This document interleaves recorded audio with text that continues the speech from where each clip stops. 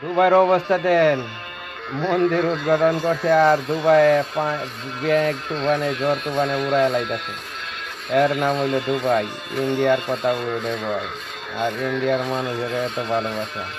মন্দির হতে দিছে, দেন কি তুফান কি ঝড়।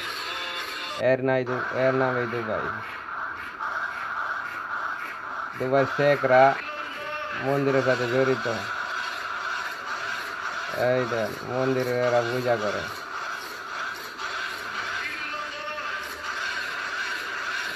এই যে শেখ, ও পূজা করতেছে